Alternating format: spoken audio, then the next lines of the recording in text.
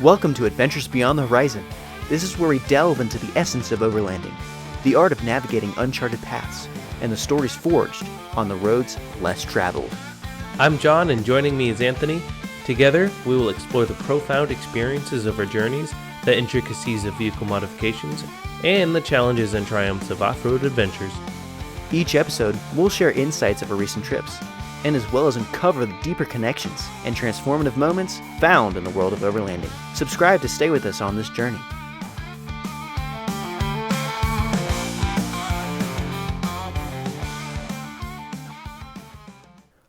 Welcome back, adventurers. We're here today for another episode. We're going to talk about our favorite go-to spots when we're off-roading and camping. I'm joined by my co-host, John. Hello. So, I know that I have a place in my mind of where I like to go, but I want to hear about yours first. So, being in Washington, what is your go-to off-roading trail? So, my go-to off-road trail is a mountain. I can't remember the name of the mountain. It's in the Olympic Peninsula. I go by Quilcene every single time. It's a small little town. I guess a mountain town, I suppose, but there's not a whole lot there. And it's the way I found it was through this app called OnX Off-Roads. Not sponsored. And yes, exactly. But a great app. I love the app. That's how I find everything. And the campsite that place calls it is Overlook Seattle. But the funny thing is, it doesn't actually overlook Seattle. It's kind of misleading. Yeah, I know. It's weird. Yeah, I think maybe you used to, but every time I've gone up there, I haven't been able to see any Seattle. And it goes pretty far up. I can't remember the exact elevation you get on it, but it's pretty high. I've only made it to the top once, and that was only because after exploring with my wife, we decided to finally go to the top. The first time I went there, we kind of scraped up the side of the Maverick, but not a whole lot. That's when that happened. No. That's not when that happened. No. Oh. No, like it was just like the normal, hey, the tree branch is too far, and those normal paint scratches. Gotcha. The Maverick was just, just wide enough to fit. Just narrow enough to squeeze through those branches. Yeah.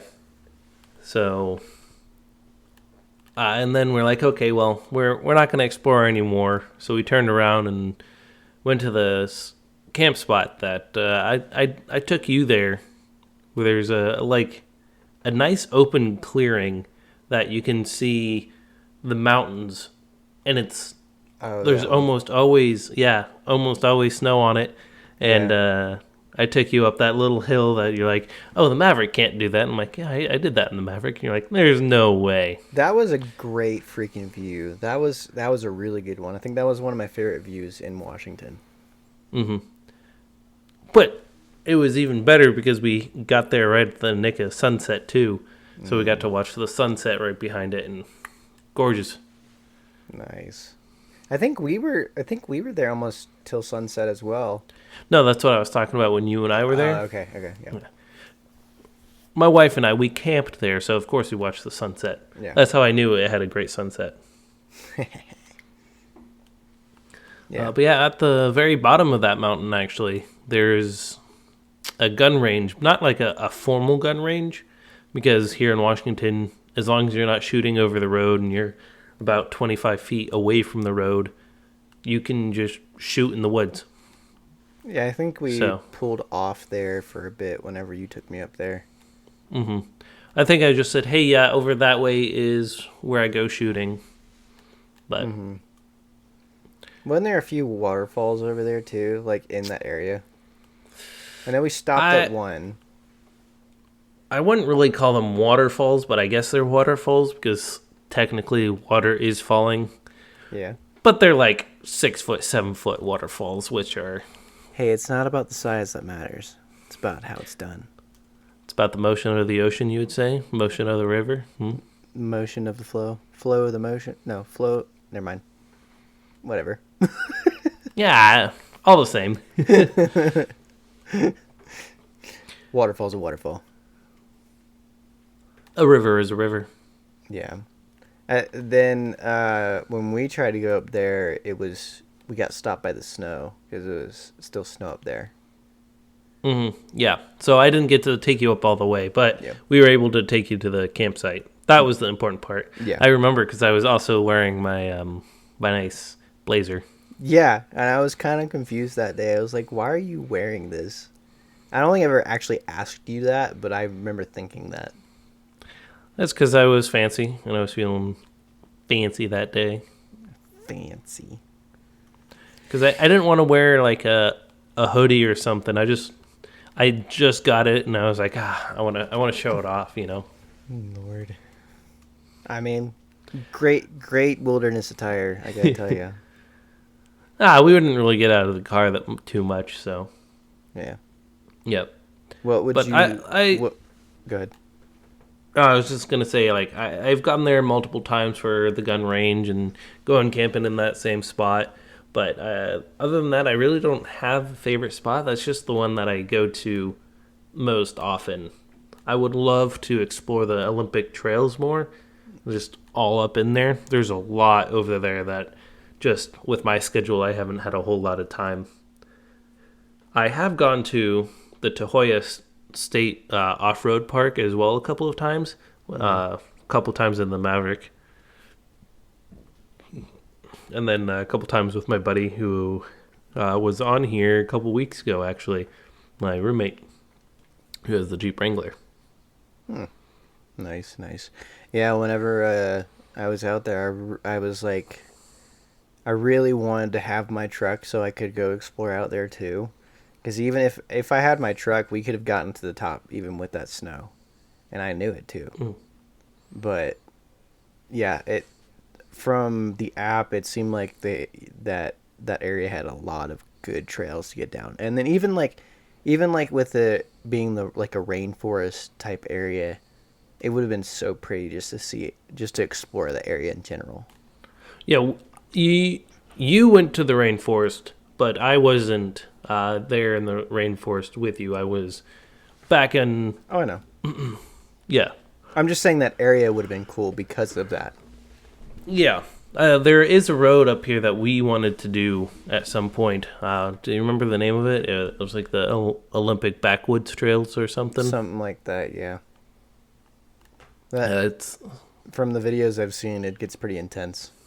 yeah, yeah. If we take Zane either on his adventure bike or on his adventure bike or on his Renegade, either one I believe will work.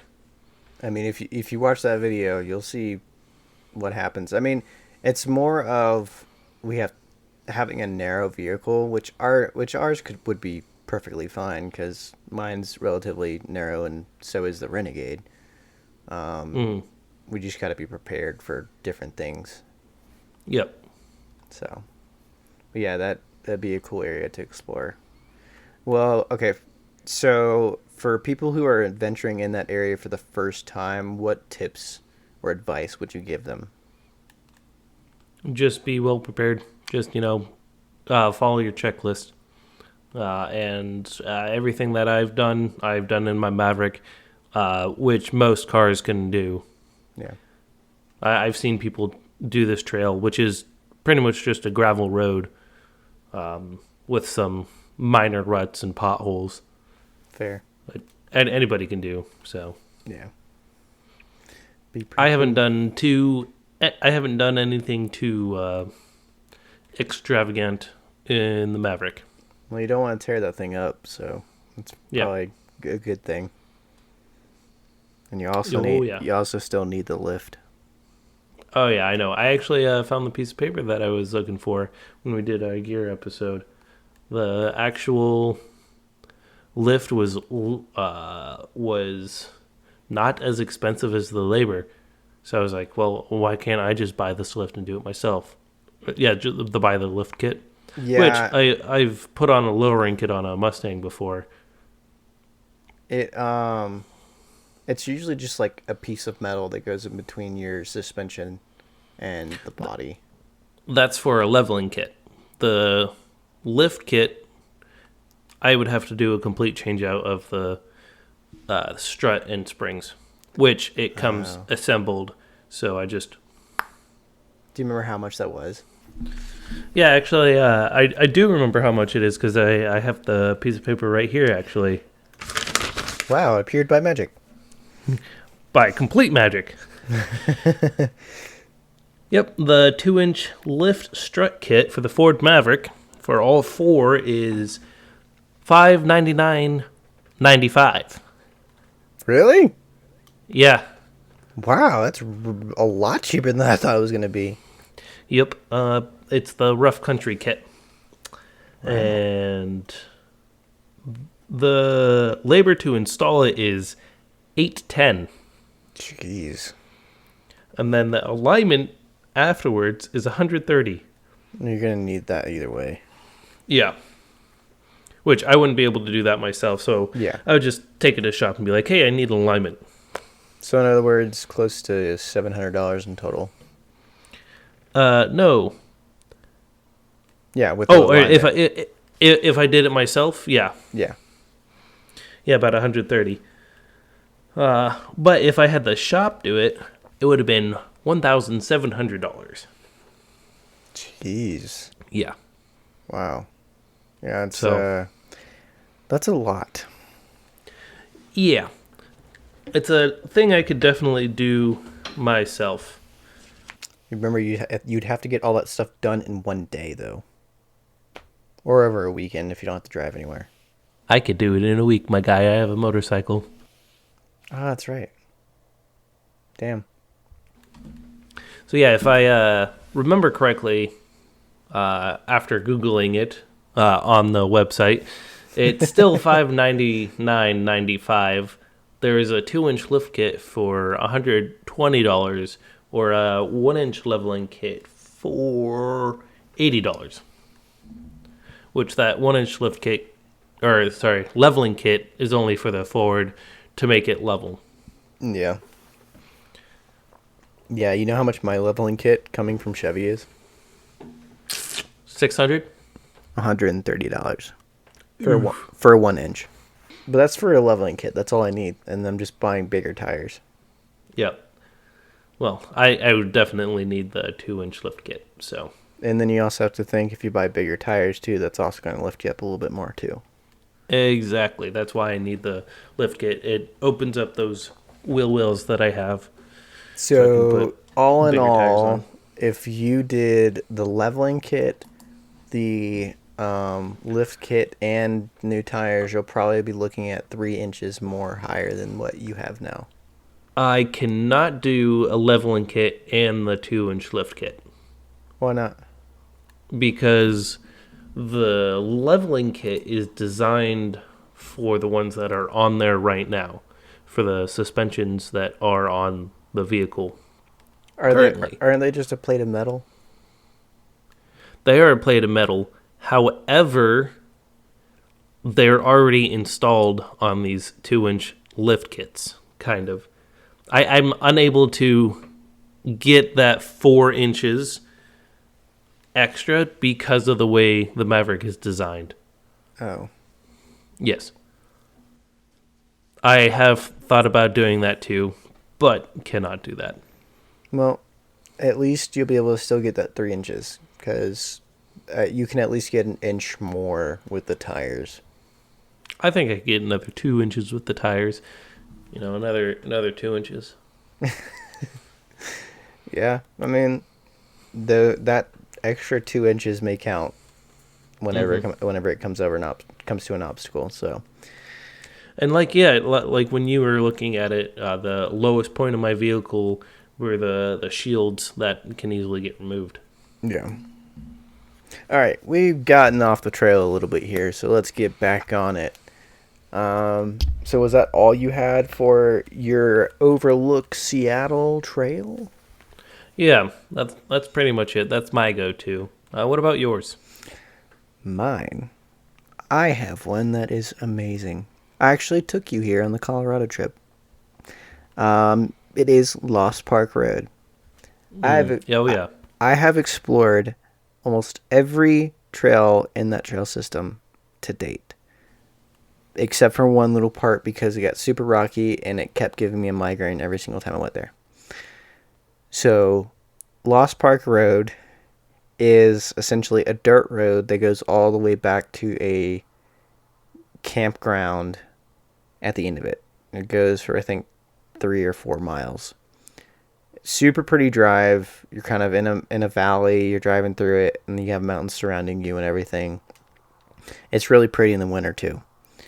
But they're close to the entrance of that road. There's another trail system. It doesn't really have a name, but it's like another, I think, 5 miles worth of trails back in there, and then it circles back into the main road. I've explored every bit of that. I've made YouTube videos about it, and they took place in the winter. It's a really fun place, and my go-to campsite is actually on that side trail system. It's a wide open fieldish area, has a great mountain view. This is where we camped out on the Colorado trip, Yeah. and when it's clear, it has the best mountain view I've ever seen. Snow-topped mountains. I've stayed I've stayed in that area whenever it was during sunset. Super pretty sunset. I think one of the prettiest I've ever seen. It's just the best. I think the elevation, I think at the top of the trail is like, I think the highest I ever went was like 11,200 feet, I think is the highest. There's multiple offshoot trails from there. The highest, the 11,200 feet, is on the offshoot trail, which circles back to the main road again. So there's kind of two side trail systems. This is the second one I'm talking about. The Okay. second Yeah. one is, I think, 2 miles. It's a little tougher than the other ones. There is about two rock climbs in it. My truck did it perfectly. My current truck did it perfectly fine. My other truck was struggling a bit, but really cool. There's about, I think, 4 or 5 different campsites along this second side trail system. They're just really pretty. There's not a big view on any of them, but it's more of like the iconic staying in the woods. There's trees all around you kind of campsites. Really cool. Okay. Yeah. I enjoy it. The only reason why I haven't explored this one little section is because the road to get there, the trail, super super rocky. Will bounce you around, gives me a headache every single time. So there's like this other offshoot trail off of that side trail that goes Well, you down know what you back could, down. you know what you could do to prevent all of that rockiness. Get better suspensions. Bruh, I bought a whole new truck just to get better suspension. Come on. Oh, I know. I mean, it works. It works fine. It's just a lot. It's nonstop. It's just nonstop being bounced around. So that's You why. like being bounced around, then, huh? Not when it gives me a headache. Just drink enough water. That's not always the solution, bro. That's like the most man thing to say. No, no. The most man thing would be suck it up, Buttercup. That is true. That is true. I should have saw that coming. But yeah, that is my go-to spot until to this day. Even this winter, I'm still gonna go back there, and I'm going to. Well, yeah, there is a lot back there, so of course you're going to go back. Like, why wouldn't you? Yeah, I mean, I went back there last winter, and then this winter, I'm also going to go to another trail system that's really close to that one, which is more flat, so I shouldn't get stuck like I did on Lost Park. So I'll be able to go over there and do that one. I think I'm going to do more of that one this winter than Lost Park, but Lost Park is still my go-to. What are you gonna bring this time? To the new trail system. Yeah, during the winter. I mean, this time I'm gonna have bigger tires. I'm gonna Mm-hmm. have, of course, my traction boards. I have my Mm-hmm. winch now Mm-hmm. with the new truck, and then I have front and rear locking differentials. Well, what else are you gonna bring? Uh, That's right, a shovel. oh Yeah, that's yeah, a right. shovel. Yeah, a shovel. I have yet to still buy one. I need to buy one.